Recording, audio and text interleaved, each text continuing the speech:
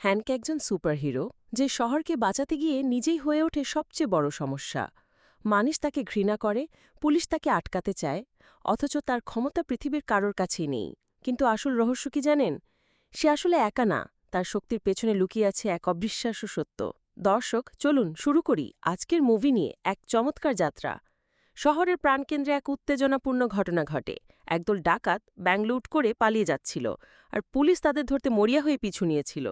অন্যদিকে হ্যানক নামে এক সুপারহিরো রাস্তার পাশে একটি বেঞ্চে মাতাল অবস্থায় পড়েছিল।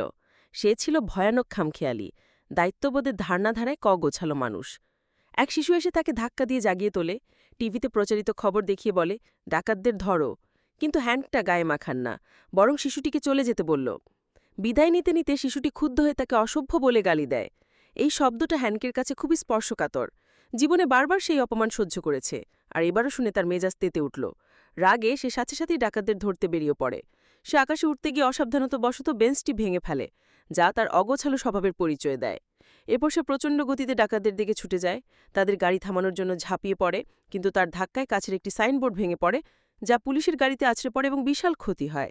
হ্যানক সরাসরি গাড়ির ছাদ ভেঙে ভেতরে ঢুকে পড়ে। আতঙ্কিত ডাকাতরা গুলি চালায়, কিন্তু এতে তার কিছুই হয় না।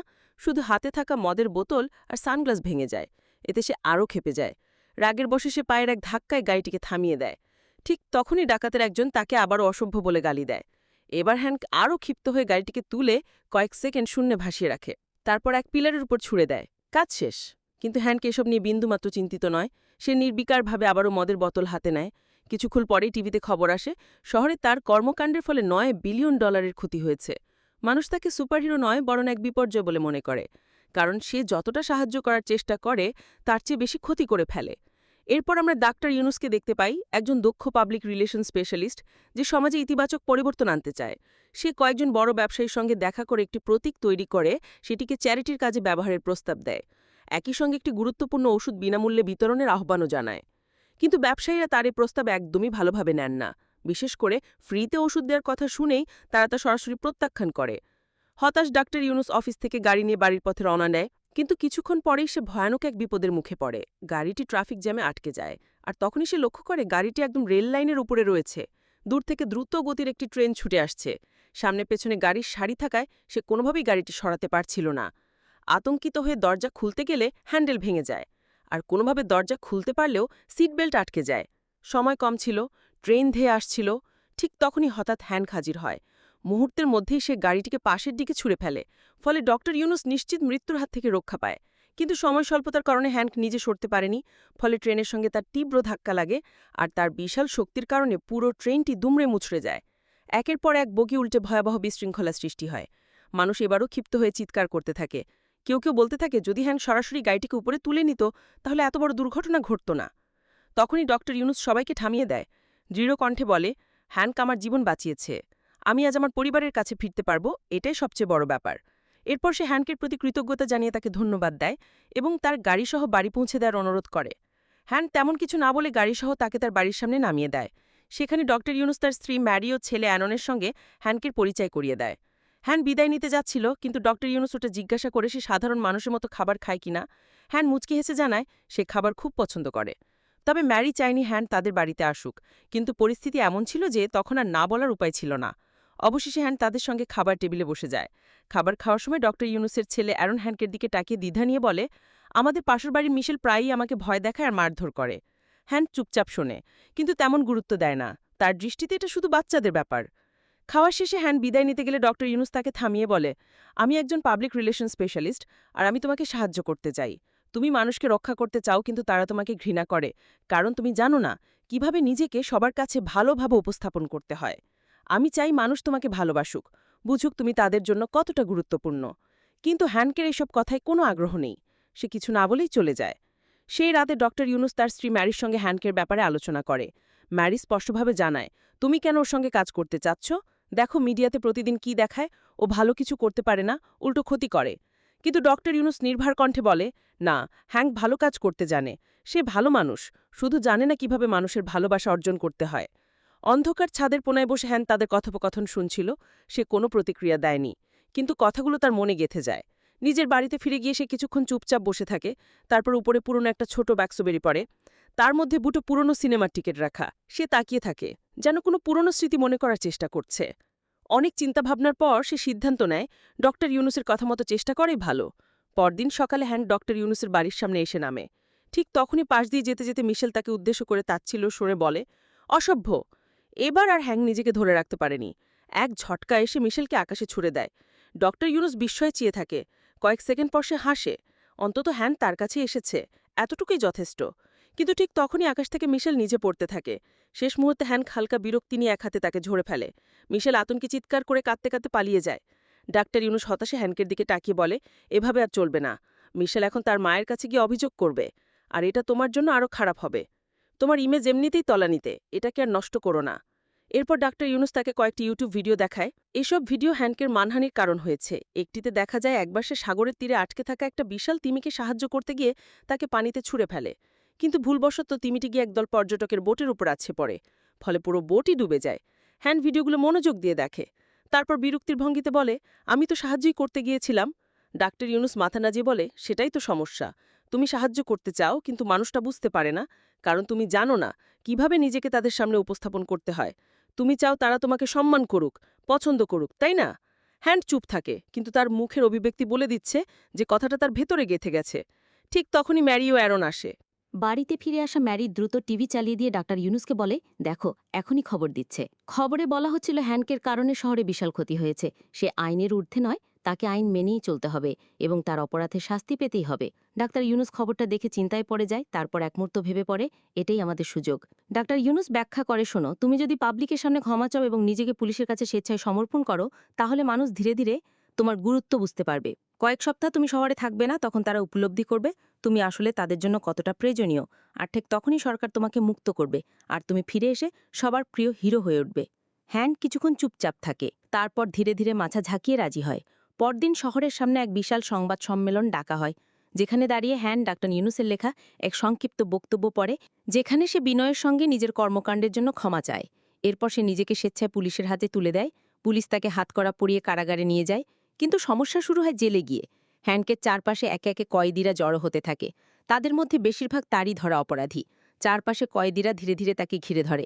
হ্যান কয়েদিদের সতর্ক করলেও তারা সরেনি। রেগে গিয়ে সে দুজনকে আঘাত করতেই বাকিরা আতঙ্কে সরে যায়। পরদিন ডাক্তার ইউনিস এসে জানায়, জেলের ভেতরে এমন মারামারি করলে চলবে না। আরও বলে ৮ বছরের সাজা হয়েছে তার, তবে নিয়ম মেনে চললে ৪ বছরই মুক্তি পেতে পারবে। এটা শুনে হ্যান রেগে দরজা ভাঙতে যায়, কিন্তু ডাক্তার ইউনুস বোঝায়, যদি এখন ধৈর্য না দেখায় তাহলে সারা জীবন ঘৃণা সহ্য করেই কাটাতে হবে। হ্যান শেষ পর্যন্ত জেলে থাকার সিদ্ধান্ত নেয়। সে অন্য কয়েদিদের সঙ্গে মিশতে শুরু করে, আর ডাক্তার ইউনুস তাকে শেখায় কিভাবে পাবলিকের সামনে ইতিবাচক ভাবমূর্তি তৈরি করতে হয়। ডাক্তার ইউনুস হ্যানকে বলে, যখনই কোনো ক্রাইম সিনে যাবে সেখানে থাকা পুলিশদের গুড জব বলতে হবে। মাত্র ৫ দিনে শহরের ক্রাইম রেট অনেক বেড়ে যায়। জনগণ হ্যানকের অভাব অনুভব করতে শুরু করে। কিছুদিন পর ম্যারি ও এরন দেখা করতে এলে ম্যারি হ্যানকে অনুরোধ করে যেন সে ডাক্তার ইউনুসকে হতাশ না করে। একদিন ডাক্তার ইউনুস তার জন্য একটা সুপার হিরো স্যুট নিয়ে আসে। হ্যান প্রথমে নিতে না চাইলেও ইউনুস বোঝায়, এটা শুধু কাপড় নয়, এটা উদ্দেশ্যের প্রতীক। তোমারও একটা উদ্দেশ্য আছে। পরের দিন হ্যান অন্য কয়েদিদের সাথে ভলিবল খেলছিল। হঠাৎ বল জেলের বাহিরে চলে যায়। বল আনতে গিয়ে সে লাফ দিয়ে বাহিরে চলে আসে। পুলিশরা মনে করে সে পালাচ্ছে। এক মুহূর্তের জন্য হ্যানকো ভাবে এখন পালালে কেমন হয়, কিন্তু পরক্ষণই ডাক্তার ইউনুসের কথা মনে পড়ে। সে নিজেই ফিরে আসে জেলের ভেতরে। এরপর একদিন হ্যান শুয়েছিল। তখন পুলিশ চিপে এসে তাকে ডাকে। শহরে বড় বিপদ, তাদের সাহায্য দরকার। হ্যান নখ দিয়ে চুল টিপ করে, বুঝিয়ে দেয় সে প্রস্তুত। শহরের এক ব্যাংকে কিছু ডাকাত জিম্মিদের শরীরে বোমা বেঁধে রেখেছে। বাইরে পুলিশের সঙ্গে তীব্র গোলাগুলি চলছে। একজন পুলিশ অফিসার গুলিবিদ্ধ হয়ে আটকে পড়েছে। তখনই হাজির হয় নতুন হ্যান। সে এবার ডাক্তার ইউনুসের দেওয়া সুপারহিরো স্যুট পরে এসছে। এবার আর আগের মতো নয়, সে শান্তভাবে কিছু না ভেঙে সেখানে নামে। অফিসার পরিস্থিতি বুঝিয়ে গুললে হ্যান সবাইকে গুড জব বলে, যা তার পরিবর্তনের স্পষ্ট প্রমাণ। চারিদিকে যখন গুলি চলছে তখনও সে ধীর পায়ে নিশ্চিতভাবে হেঁটে যায়। গুলিবিদ্ধ অফিসারের কাছে গিয়ে জিজ্ঞাসা করে, আমি কি আপনাকে ধরতে পারি? এতেই বোঝা যায় সে কতটা বদলে গেছে। অফিসার সম্মতি দিলে তা কমাতে গিয়ে গুলি লেগে তার পা ফসকে যায়, আর হ্যান সেটাতে পিক আপ করে। শিল্ড বানিয়ে নিরাপদ জায়গা নিয়ে আসে। এরপর সুপার স্পিডে একের পর এক ডাকাতদের ধরতে শুরু করে। ডাকাতদের লিডার হ্যাংকে হুমকি দেয়, যদি সে ব্যাংকের বোল্ট খুলে টাকা না দেয় এবং তাদের পালাতে না দেয়, তাহলে সে রিমোট টিপে সব জম্বি মেয়েকে উড়িয়ে দেবে। হ্যাং শান্তভাবে জানায় সে এমন কিছুই করবে না। এতে রেগে গিয়ে ডাকাত এক বড় ভুল করে। সে হ্যাংকে অসভ্য বলে গালি দেয়। এই শব্দটা শুনলে হ্যানকের মাথা গরম হয়ে যায়। সে মাটির বড় একটা পাথর তুলে সেটাকে ধারালো করে নেয় এবং ডাকাতকে আরেকবার সে গালি দিতে বলে। ডাকাত দ্বিতীয়বার অসভ্য বলা মাত্র হ্যান্ড ক্ষিপ্ত হয়ে ধারালো পাথর ছুঁড়ে মারে, যা সরাসরি তার হাতে গিয়ে লাগে। এরপর হ্যান্ড সে বিচ্ছিন্ন হাতটা রিমোট সহ পুলিশের কাছে দিয়ে বলে, গুড জব। এবার পুলিশ অফিসার তাকে বলে, না, আসল গুড জব এবার তুমিই করেছ। জনগণ উল্লাসে ফেটে পড়ে, সবাই হাততালি দিয়ে হ্যান্ডকে সত্যিকারের হিরো বলে গ্রহণ করে। এই সাফল্য উদযাপন করতে ডাক্তার ইউনুস, ম্যারি অ্যারন ও হ্যানকে একসঙ্গে ডিনারে যায়। খাবারের সময় হ্যান ডাক্তার ইউনুসকে জিজ্ঞাসা করে তার আর ম্যারির প্রথম দেখা কিভাবে হয়েছিল। ডাক্তার ইউনুস জানায় এর আগে তার আরেকটি বিয়ে হয়েছিল, কিন্তু অ্যারনের জন্মের সময় তার প্রথম স্ত্রী মারা যায়। এরপর একদিন সুপারমার্কেটে ডাইপার কিনতে গিয়ে তার সঙ্গে ম্যারির দেখা হয়। তারপর থেকে তারা একসঙ্গেই আছে। এরপর ডাক্তার ইউনুস কৌতূহলী হয়ে হ্যানকে প্রশ্ন করে সে কি আসলে একজন এলিয়েন। হ্যাং বলে তার প্রথম স্মৃতি হল হাসপাতালের বিছানায় জ্ঞান ফেরা। ডাক্তার ইউনুস অনুমান করে হয়তো তার উপর বৈজ্ঞানিক পরীক্ষা নিরীক্ষা করা হয়েছিল, কিন্তু হ্যাং জানায় এমন কিছুই হয়নি। সেই জ্ঞান ফেরার পর দেখে তার মাথা ফেটেছিল, কিন্তু মাত্র 1 ঘণ্টার মধ্যেই ক্ষত সেরে যায়। সবচেয়ে আশ্চর্যের বিষয় হল এত বড় দুর্ঘটনার পরও কেউ তাকে দেখতে আসেনি। নার্সই প্রথম তাকে তার নাম বলে, জন হ্যানকক, আর তার পকেটে ছিল কয়েকটা বাবলগাম আর 2টি সিনেমার টিকিট। হ্যানকের কথা শুনে ম্যারি বলে মাথায় আঘাত পাওয়ার কারণে সে হয়তো সব ভুলে গেছে। তখন ডাক্তার ইউনুস অবাক হয়ে জানতে চায় এত বড় ঘটনা কখনো খবরে শিরোনাম হয়নি কেন। তখন হ্যান জানায় খবর হয়েছিল ঠিকই, তবে সেটা আজ থেকে 80 বছর আগে। এই কথা বলে হ্যান ভীষণ আবেগপ্রবল হয়ে পড়ে। এত বছর পেরিয়ে গেল, অথচ কেউ তাকে খুঁজতে আসেনি। এক রাতে ডাক্তার ইউনুস মাতাল হয়ে পড়লে হ্যান তাকে বাসায় পৌঁছে দেয়, কিন্তু ফেরার সময় হঠাৎ করেই ম্যারি আর হ্যানকের মধ্যে এক অদ্ভুত আকর্ষণ জন্ম নেয়। এক মুহূর্তের জন্য দুজনেই যেন একে অপরের প্রতি টান অনুভব করে, কিন্তু ঠিক তখনই ম্যারি অপ্রত্যাশিতভাবে হ্যানকে শক্ত করে ধাক্কা দেয়, এতটাই জোরে যে সে ঘরের দেয়াল ভেঙে সোজা একটি গাড়ির উপরে গিয়ে পড়ে। হ্যান বিস্মিত হয়ে যায়, ম্যারির এত শক্তি এলো কোথা থেকে। ম্যারির সঙ্গে সঙ্গে তাকে সতর্ক করে দেয় যেন ডাক্তার ইউনুস এই ব্যাপারে কিছু জানতে না পারে। পরদিন সকালে ডাক্তার ইউনুস অবাক হয়ে জানতে চায় রাতে ঠিক কী ঘটেছিল। তখন ম্যারি চালাকি করে বলে হ্যানকে এত জোরে হাঁচি দিয়েছিল যে তার ধাক্কাতেই সবকিছু এলোমেলো হয়ে গেছে। পরদিন হ্যানক আবার ম্যারির কাছে আসে, কিন্তু ম্যারি তাকে তাড়িয়ে দিতে চায়। মজা করে বলে সে যদি আবার হাঁচি দেয় তাহলে পুরো ঘরটাই হয়তো উড়ে যাবে। ডাক্তার ইউনুস তখন ফোনে ব্যস্ত থাকায় বিষয়টি খেয়াল করে না। এইদিকে হ্যান ম্যারির শক্তি পরীক্ষা করতে শুরু করে। প্রথমে একটা কাঁটা চামচ দিয়ে, তারপর একটা কাঠের বেলুন দিয়ে তার মাথায় আঘাত করে। ম্যারি বুঝতে পারে হ্যানকের সঙ্গে আলাদাভাবে কথা বলতে হবে, না হলে ডাক্তার ইউনুস পুরো ব্যাপারটা জেনে যাবে। তাই সে বাধ্য হয় হ্যানকের সঙ্গে পরে আলাদাভাবে কথা বলতে রাজি হয়। অন্যদিকে জেলের ভিতরে 3 জন ভয়ঙ্কর অপরাধী প্রতিশোধ নেওয়ার পরিকল্পনা করতে থাকে। তাদের মধ্যে 2জনকে আগেই হ্যান পিটিয়ে জেলে পাঠিয়েছিল, আর একজন সেই ব্যাংক ডাকাত যার হাত হ্যান কেটে দিয়েছিল। তারা শপথ নেয় যেভাবেই হোক এবার তারা হ্যানকের উপর প্রতিশোধ নেবেই। ম্যারি হ্যানকের সঙ্গে কথা বলতে তার বাড়িতে আসে। হ্যান জানতে চায় তাদের মতো আর কি কেউ আছে। ম্যারি জানায় একসময় আরও অনেকে ছিল, কিন্তু এখন সবাই মারা গেছে, বেঁচে আছে শুধু তারা 2জন। এরপর হ্যান জিজ্ঞাসা করে তাদের মধ্যে আসলে সম্পর্ক কি। তখন ম্যারি বলে তারা ভাই বোন, কিন্তু হ্যানক সন্দেহ করে আগের রাতে তাদের মধ্যে যে আকর্ষণ জন্মেছিল তা ভাই বোনের মধ্যে হওয়ার কথা নয়। এতে হ্যান বুঝতে পারে ম্যারি মিথ্যা বলছে। সে রেগে গিয়ে ডাক্তার ইউনুসকে সব জানিয়ে দেওয়ার জন্য উঠতে শুরু করে। হ্যারি ম্যারিকে থামানোর চেষ্টা করে, আর তাতেই 2জনের মধ্যে এক ভয়ঙ্কর লড়াই শুরু হয়ে যায়। 2 সুপারহিরোর মধ্যে তুমুল সংঘর্ষে পুরো শহর ধ্বংস হতে শুরু করে। এই দৃশ্যে ম্যারির এক বিশেষ শক্তি প্রকাশ পায়। সে আবহাওয়া নিয়ন্ত্রণ করতে পারে। হঠাৎ আকাশ কালো করে দেয়, চারিদিকে বজ্রপাত শুরু হয়, আর বিশাল এক টর্নেডো তৈরি করে সে হ্যানকের ওপর আঘাত হানে। তারা লড়াই করতে করতে একসময় ডাক্তার ইউনুসের অফিসের সামনে চলে আসে। তখন হ্যান বুঝতে পারে সে ভুল করেছে। সে ধীরে ধীরে শান্ত হয় এবং ম্যারির কাছে ক্ষমা চায়, কিন্তু তখনই ডাক্তার ইউনুস উপর থেকে তাদের 2জনকে একসঙ্গে দেখে ফেলে। ডাক্তার ইউনুস বিস্মিত, বিভ্রান্ত হয়ে বাড়িতে ফিরে যায়। কিছুক্ষণ পর মেরি ও হ্যাঙ্কও সেখানে ফিরে আসে। এবার মেরি আর সত্যটা লুকানোর চেষ্টা করে না। সে ডাক্তার ইউনুসকে জানিয়ে দেয় সেও হ্যানকের মতো একজন সুপারহিরো, এবং তাদের জাতির মধ্যে শুধু তারা 2জনই বেঁচে আছে। মেরি আরও জানায় একসময় তাদের মতো আরও অনেকেই ছিল, কিন্তু তাদের জাতির এক অদ্ভুত নিয়ম ছিল, তারা একে অপরের সঙ্গী হয়ে জন্মায়, জোড়ায় জোড়ায়। তবে যখনই এই জোড়াগুলো একত্রে থাকতে শুরু করত, কোনো না কোনো কারণে তারা মারা যেত। এভাবে এক একে সবাই হারিয়ে গেছে। ডাক্তার ইউনুস আরও জানতে চাইলে মেরি শেষ পর্যন্ত স্বীকার করে টেকনিক্যালি হ্যান্ড আসলে তার স্বামী, কিন্তু বহু বছর আগে তারা আলাদা হয়ে গিয়েছিল। যদিও হ্যানকের কিছুই মনে নেই। এই সত্য শুনে হ্যান গভীরভাবে আহত হয়। সে বুঝতে পারে মেরি এত বছর ধরে সব কিছু জানার পরও 80 বছর ধরে তাকে একা থাকতে দিয়েছে, একবারের জন্যও তার কাছে আসেনি। এই উপলব্ধি হ্যানকের হৃদয়ে গভীর ক্ষত তৈরি করে। হ্যানক আবার মদ খেতে শুরু করে। একদিন সে মদ কেনার জন্য একটি সুপার শপে যায়, কিন্তু সেখানে গিয়ে দেখে কিছু একটা ঠিক নেই। শপের মালিক ইশারা দিয়ে বোঝায় নিচে 2জন ডাকাত তাকে আটকে রেখেছে। একজন মালিকের দিকে বন্দুক তাক করে রেখেছে। হ্যানকে এগিয়ে গিয়ে এক ডাকাতকে টেনে বাহিরে বের করে আনে, কিন্তু তখনই অন্য ডাকাত মুহূর্তের মধ্যে মালিকের মাথায় বন্দুক ধরে ফেলে। পরিস্থিতি নিয়ন্ত্রণে আনতে হ্যান দ্রুত একটি চকলেট বানিয়ে সে ডাকাতের দিকে ছুঁড়ে মারে, কিন্তু ঠিক তখনই ডাকাতটির ট্রিগার চাপে গুলি ছুটে এসে হ্যানকের গায়ে লাগে।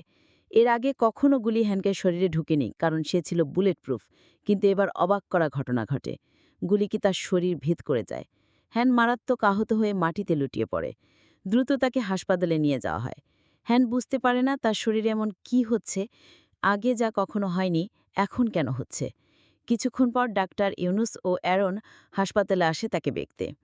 এরপর মেরি আসে, আর তখনই সে হ্যানকে জানায় তারা ধীরে ধীরে মরণশীল হয়ে পড়ছে।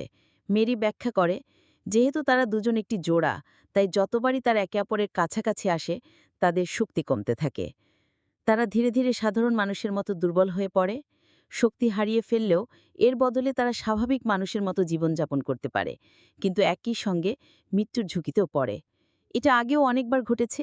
ইতিহাস খাটলে দেখা যাবে প্রতিবারই যখন তারা একসঙ্গে থেকেছে তখনই তারা মরণশীল হয়ে পড়েছে, আর তখনই তাদের উপর আক্রমণ হয়েছে। ৮০ বছর আগেও এমন ঘটেছিল। তখন তারা মায়ামিতে ছিল, সুখে শান্তিতে থাকার সিদ্ধান্ত নিয়েছিল, কিন্তু হঠাৎই একদিন এক ভয়ঙ্কর আক্রমণ হয় তাদের উপর। সেই হামলায় হ্যানকের মাথায় মারাত্মক আঘাত লাগে। হাসপাতালে নেয়ার পর যখন তার জ্ঞান ফিরে আসে তখন সে আর মেরিকে চিনতে পারেনি। তার সমস্ত স্মৃতি হারিয়ে গিয়েছিল। হ্যানকের ভালো থাকার জন্যই মেরি তাকে ছেড়ে চলে গিয়েছিল। একমাত্র উপায় ছিল দূরে থাকা, কারণ যতক্ষণ তারা একে অপরের কাছ থেকে দূরে থাকবে ততক্ষণ তারা অমর ও অজ্ঞেয়।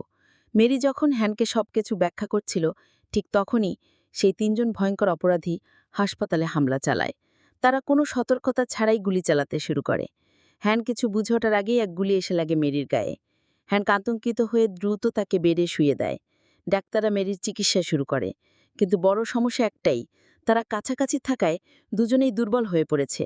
ফলে হ্যানকের শক্তি অনেকটাই কমে গেছে, আর সে অপরাধীদের সহজে সামলাতে পারছে না। তবুও সে শেষ শক্তি দিয়ে লড়াই চালিয়ে যায়, কিন্তু তখনই দলের মূল অপরাধী এসে একের পর এক গুলি চালাতে থাকে। এদিকে মেরির হার্টবিট ধীরে ধীরে বন্ধ হয়ে আসছে, আর অন্যদিকে হ্যানকো মৃত্যুর কাছাকাছি চলে যাচ্ছে। ঠিক সেই মুহূর্তে যখন অপরাধী হ্যানকের মাথায় গুলি চালাতে যাবে, তখন ডাক্তার ইউনুস সাহস করে একটি কুড়াল ছুঁড়ে মারে।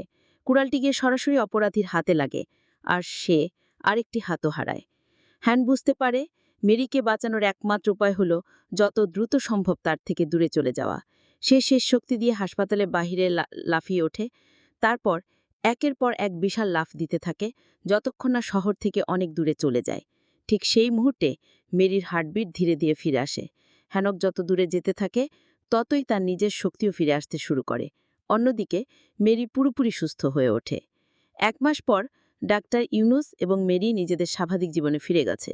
তারা আবার আগের মতো জীবনযাপন করছে। একদিন ডাক্তার ইউনুস ফোনে রিং শুনতে পায়। ফোনের ওপাশে হ্যান। হ্যান বলে, উপরে তাকাও। ডাক্তার ইউনুস চমকে উঠে আকাশের দিকে তাকায়। বিস্মিত হয়ে দেখে চাঁদের গায়ে বিশাল করে খোদাই করা হয়েছে তার সেই পরিচিত অল হার্ড হার্টস লোগো। হ্যানও কেটে করেছে ডাক্তার ইউনুসকে সম্মান জানাতে, তার ভালো কাজের অনুপ্রেরণা দিতে। শেষ দৃশ্যে দেখা যায় হ্যানকে এখন সত্যিকার একজন সুপারহিরো। সে অপরাধীদের ধরতে পুলিশকে সহায়তা করছে, সাধারণ মানুষকে রক্ষা করছে। এভাবেই মুভিটি শেষ হয়। দর্শক, ভিডিওটি দেখার জন্য আপনাকে অসংখ্য ধন্যবাদ। আরও সুন্দর সুন্দর মুভি এক্সপ্লেনের ভিডিও পেতে আমাদের চ্যানেলটি সাবস্ক্রাইব করে রাখুন।